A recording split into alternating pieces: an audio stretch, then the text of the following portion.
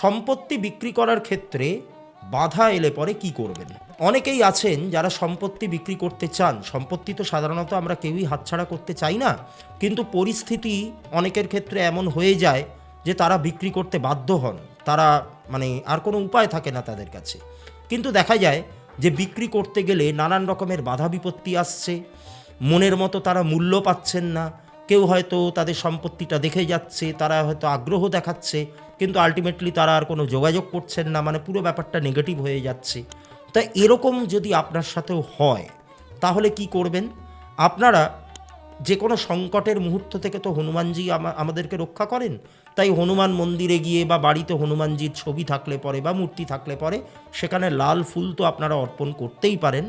এছাড়া মঙ্গলের নক্ষত্রযুক্ত দিনগুলোতে, অর্থাৎ যেই যেই দিনগুলোতে মঙ্গলের নক্ষত্র থাকবে, অর্থাৎ মৃগশিরা নক্ষত্র, চিত্রা নক্ষত্র এবং ধরিষ্ঠা নক্ষত্র, এই নক্ষত্রযুক্ত দিনগুলোতে কোনো গরুকে আপনারা গুড় দান করতে পারেন, অর্থাৎ তাদেরকে গুড় খাওয়াতে পারেন।